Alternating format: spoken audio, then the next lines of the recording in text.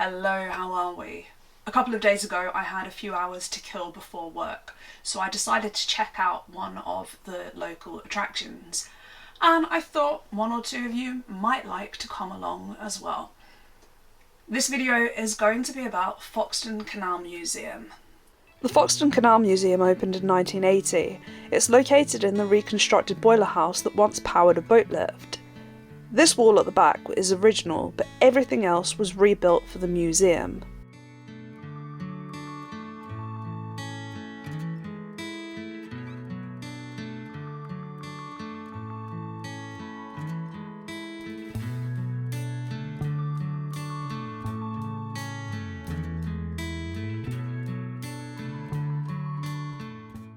When you arrive at the museum and pay your very reasonable entry fee, the staff begin by offering you a brief history of the area, which is very informative. I thought I knew a lot about Foxton, but I still managed to learn some new things.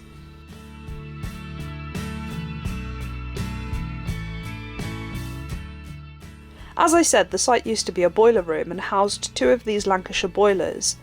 Outside the museum were these curved stones which would have enclosed the boilers.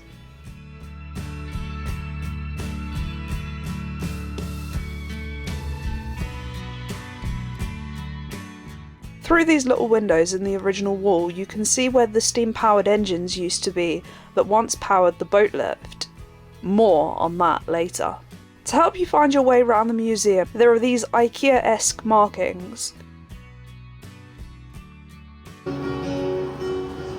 Hello, my name's Fred.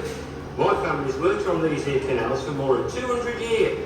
There wasn't nothing here when they first arrived back in 1810. They was navvies back then. You make yourselves comfy and I'll tell you all about it.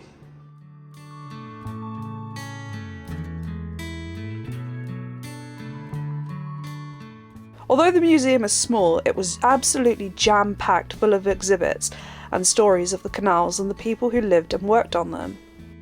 Something new that I learnt was that boat people didn't always live on their boats. The men used to go off to work and their families stayed behind in cottages near the canal, but as the industry began to struggle and rent prices became unaffordable, whole families would travel, live and work on their boats.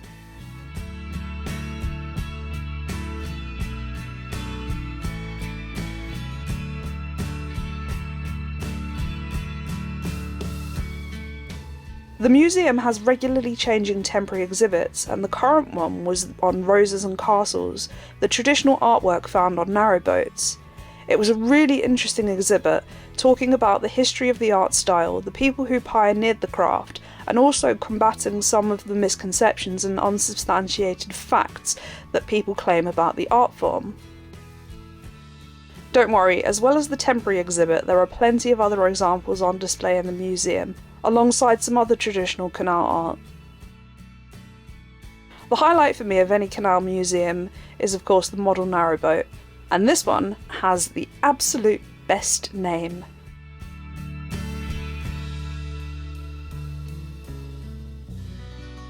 It's a bit pokier inside than my foxglove.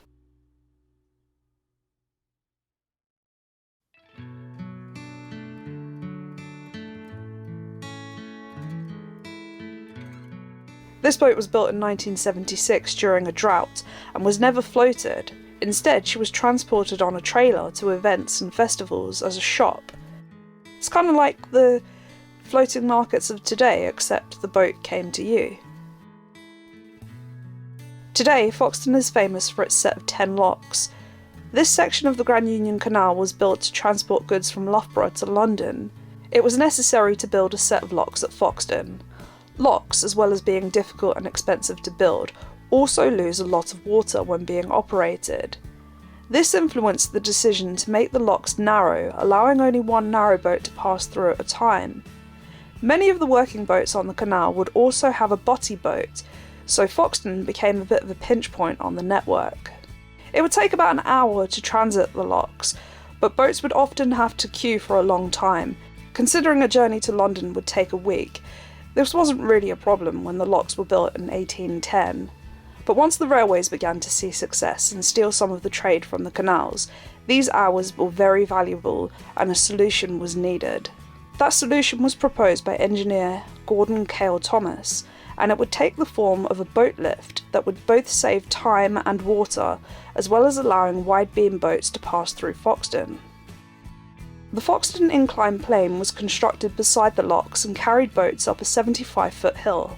At the bottom were water-filled caissons, big tanks, that would carry 2 narrow boats or 1 wide beam up the lift to the canal at the top. You might get a better idea of how it all worked if I show you the actual remains of the boat lift. Luckily, a couple of times a week, the museum does guided walks, completely free of charge, to the site of the old boat lift. So I joined my lovely tour guide Paul to find out more. Standing at the top of the hill brings to life just what an incredible feat of engineering the inclined plane was. Do you want to know what's even more incredible? This hill is completely man-made. It never existed before the lift was dreamt up. Beneath the ground here, they built 3 brick arches to support the new landscape.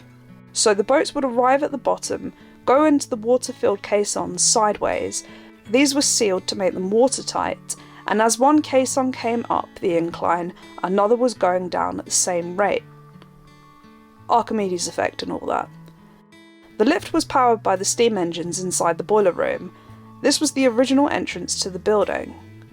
When the boats got to the top, the lock gates in the caissons would open and the boat would float along the canal that used to be here at this level. Remember I said that transiting Foxton locks took about an hour? Well, the inclined plane took only 12 minutes. And because the caissons were big enough to take 2 boats, you and your butty could travel at the same time. A huge, huge time saving. The inclined plane only took 2 years to build. It opened in 1900, but by then the railways were just too successful. Although the lift took only minimal staff to operate, their wages, along with the cost of running the steam engine, were more expensive than the tolls they were collecting from boats, and after only being in operation for 10 years, the inclined plane closed. One of the customers in the museum said something very interesting, and I've heard this said on so many occasions. He was talking about back in the heyday when the canals were so busy. But did you know that there are actually more boats on the network today than there ever were back in the days of working boats? Foxton locks are still a pinch point for the canal, with long queues at busy times. There have been whispers about full restoration of the inclined plane back to working order, but the guy leading the tour said that there were plans to use virtual reality headsets to recreate what it would have looked like. That would be very cool. After the tour ended, I took a walk along the upper section of canal that would have once accommodated boats coming in and out of the inclined plane. I just love learning about the engineering and history of our canals. And if you do too, I highly recommend a visit to Foxton Museum. After a quick stop at the gift shop and a bite to eat in one of the pubs, it was time to head back. Thanks for watching.